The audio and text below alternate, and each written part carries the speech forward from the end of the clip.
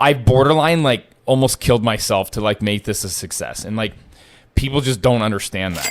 That's okay, right. so something that I'm actually struggling, I wouldn't say I'm struggling with, but you know very well that I'm somewhat defensive. And the reason why I'm somewhat defensive of this is because Canadian Protein's my baby. It's my fucking baby.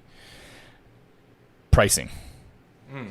So the reason why I'm interested. Yeah. So the reason why I'm having a slight the reason why I'm having a slight issue with this is because I'm seeing feedback from, you know, customers, some loyal customers, some loyal customers, some maybe not so loyal, some, you know, internet trolling or whatever. It doesn't matter. Feedback nonetheless. Our prices have increased. And I think number one of the issues that these customers don't actually realize is when you buy like 10 to 20 kilograms of protein, it's going to last you like a year, maybe even 2 years, a year and a half, whatever. So by the time you come back, especially over the last couple of years, things have increased in costs dramatically. Now, I think that that's one thing that they're having a hard time, you know, grasping. Also, they don't actually understand that this stuff are commodities, like especially whey protein. Whey protein is essentially a commodity, just like the way milk is. Yeah. Whey protein is treated like a commodity. Whether or not it's technically a commodity is up for argument, but milk is a commodity, okay? And milk fluctuates in price dramatically. I'm pretty sure actually whey protein is actually a commodity, but nonetheless, whey protein fluctuates dramatically. You know, you have things, even such things as like when China increases like demand for whey protein, like one of the things that we saw not too long ago actually was a massive world shortage of whey protein. Like this is a real thing because China increased their sales or wanted to increase their sales of baby formula. And it like literally dried up the entire whey protein market just because China wanted to increase or buy more baby formula or make it or whatever. Okay. So things like that really affect things. And then you have, you know, supply chain disruptions and you have, you know, employment disruptions with everything that happened in the last 2-3 years. So shipping, you know, a lot of people don't understand how we're not getting protein from Canada. Protein is not made in Canada. It's just not. And any protein that is made in Canada, it actually is used for higher margin products like baby formula and other things. Yeah. Or the milk that is produced in Canada is actually shipped off to other countries and used for other things. Whey protein is actually not produced to scale in Canada. And a lot of people actually have a hard time like grasping that fact because we produce a lot of cheese, we produce a lot of milk. There's a lot of like, you know, cattle farming up in the, you know, other provinces. So these are all so many factors that are playing into this. But the feedback that we get online is basically like, you guys are fucking gouging. You guys are fucking assholes for increasing the price so much. I'm never fucking buying from you again. Your stuff is shit. Like this and that. Like, and I'm just like, it's hard to actually see that because I literally care so much about this brand and I've put everything into this. I borderline like almost killed myself to like make this a success. And like people just don't understand that. And it's not like we're not even like, you want to talk about like margins, like go to like some of these flash and bang products or you know, that you see in stores. You want to talk about margins? Those motherfuckers are selling at margins. Like those are insane margins. And one of the reasons why they're insane margins is because you're having to go from like manufacturer, right? Not even manufacturer. You're having to go from like brand or marketing company. They don't even make their own shit. Then you got to go from manufacturer. Then you go from manufacturer, then you go from distributor. Then you go from distributor, then you go to retail store. And when you go from retail store, you go to consumer. It's getting marked up like fucking 5-6 times before you actually even can buy it off the shelf. So a lot of people don't actually grasp the realities of what actually goes into manufacturing. We make it all. We sell it all. We fulfill it all. You're buying direct from the manufacturer.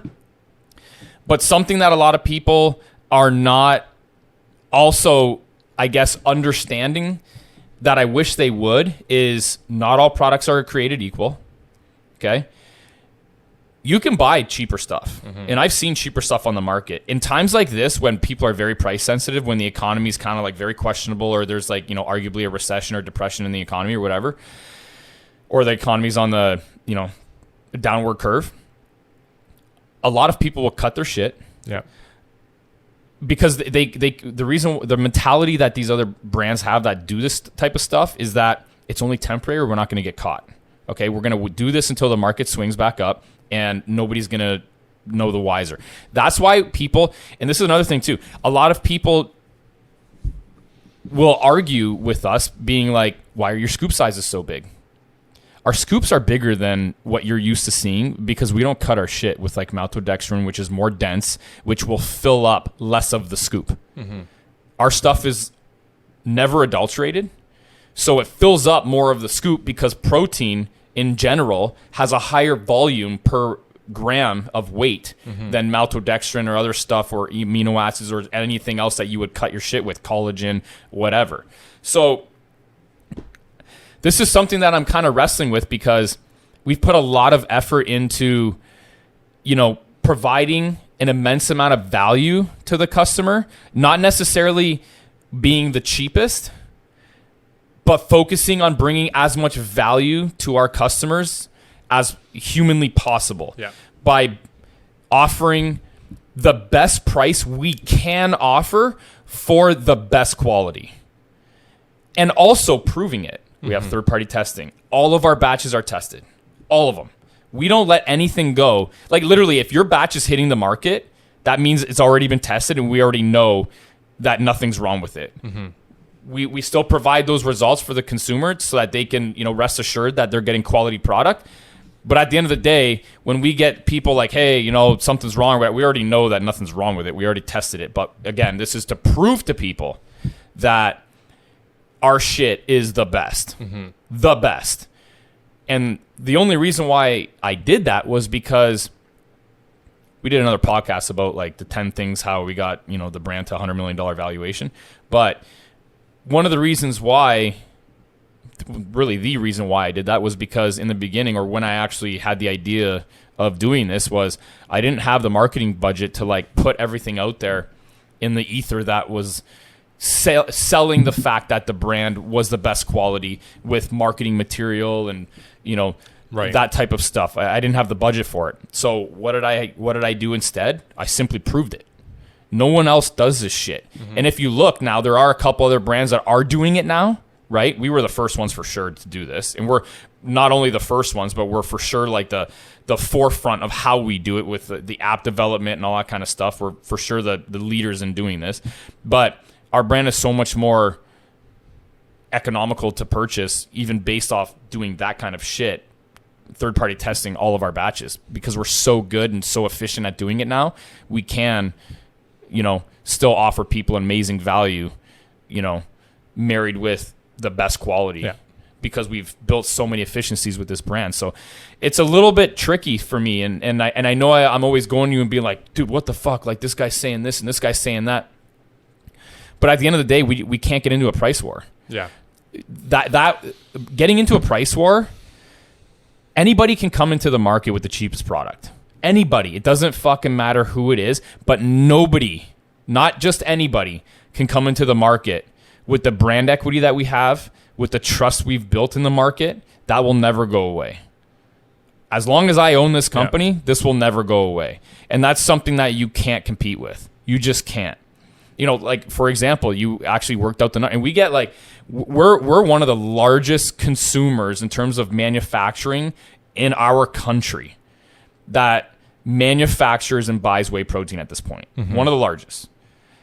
And some other people are like, well, these guys are buying or selling it for X amount of dollars. And we're looking at that and we're like, we would be losing money if we were to sell it at this amount with shipping and all that kind of stuff. So Number one, either they're using their best products as loss leaders, which doesn't actually make sense. You never use your best products, maybe one, not all of them, as a loss leader. Okay, number one. And number two, number two, they're cutting their shit. Yeah. You can't have both. You can't have a legitimate high quality product, multiple legitimate high quality products, and sell at a loss. Or third, they're using significantly inferior product than what we're using, or what have you. So this is something that I'm actually kind of like wrestling with, because things have moved so fast.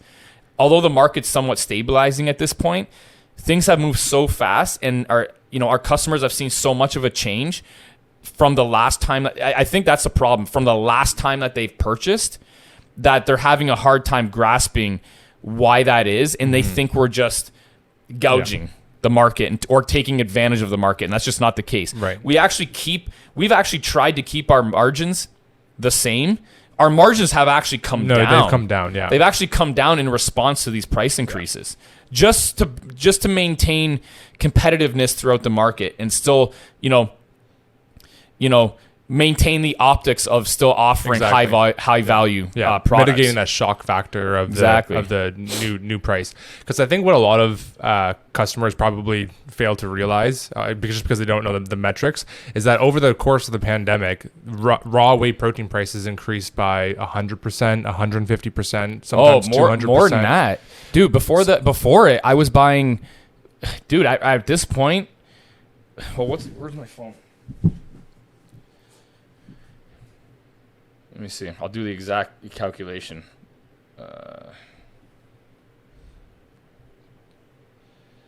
350%. 350%. Yeah.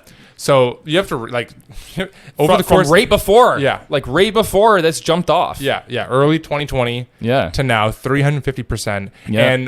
And that's only on one of the products. I'm pretty sure, maybe around the same. That was whey concentrate. For whey isolate, about the same. Yeah.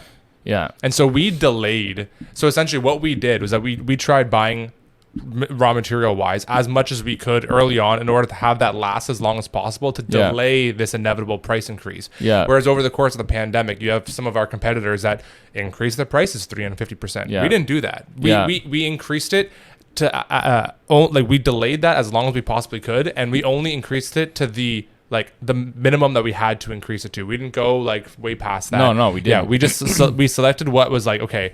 We knew that, especially in probably the last month on a couple of our products, if they're shipping cross country or something, that we're losing money on those products. And that's just, if customers want to keep on loving our product over the long term, we can't be a business that's just losing money, right? No. The long-term viability is just not there. Yeah. So we had to transition. It's unfortunate, obviously. Of course, we would want to offer protein for fucking $10 a kilogram. Because I buy it too. I use it. Exactly. We want those prices, but at the end of the day, in order to be viable in this market longer term, because we've seen also a lot of competitor businesses that have gone out of business in the last 1 to 2 years. Yeah. Right. Think about how many that we've known. I'm not going to mention any here. Yeah. But we've known several sports supplements and whey protein powder manufacturers and resellers that have gone out of business in the last 2 years. Yeah. Either one, they just weren't positioned to be able to handle these price hikes for the raw materials, or two, maybe they were over leveraged or whatever the situation was, and they went under. Right. So in order for us to be viable long term like this, we had to do it. We only increased to the minimum increase in order to be able to still be viable. And also another thing too is that we suspect raw material prices to go down moving into the future. Right. And it's not here yet. They're starting to stabilize. They're starting to stabilize, and we suspect that it might actually come down. And then when it comes down, we're going to decrease our prices proportionally. We want to make sure that we're the most competitive in the market for the value that you're getting. Yeah, we are a reactive company as well as a proactive company, right? As soon as we start seeing things come down, we're not we're not the gas companies where we get you used to a high price and we kind of set the ceiling there, and then you don't really see it fluctuate far below that, right? No, we are reactive, and we react to commodity price changes, and that's just it. And one of the reasons why maybe this might actually provide some food for thought too, where Look at this fucking guy, eh? I got a call right now. Yeah, okay. I'm going to leave everybody with this. The reason why we know that some products have been cut with stuff, especially during times like this when things are arguably get more competitive and more price sensitive, is because we do a lot of private labeling. And we have tested, and I remember this one time, one of the largest brands in the country came to us and asked if, hey, can you quote some of the products? Here are some samples. Or I asked them for some samples. They sent some samples. They sent them our way, had them tested, and it came back completely different than what was on the label. And guess what was in it? It was cut with maltodextrin. Yeah. And I told them this, and I was like, hey, you asked to quote this type of product. I can't quote this type of product because that's actually not what's in the product that you sent us. Yeah. What do you want me to do here? And I never heard from them again. So that's how we know. This isn't just a hypothetical scenario. And that has happened a dozen times. Yeah. For people coming to us. Now, whether or not the brand actually knows that their products are being cut, or the brand does know that their products are being cut, and the manufacturer is doing it in order to increase their margins, because a lot of these brands don't actually manufacture their own product. Right. It's you know, who knows?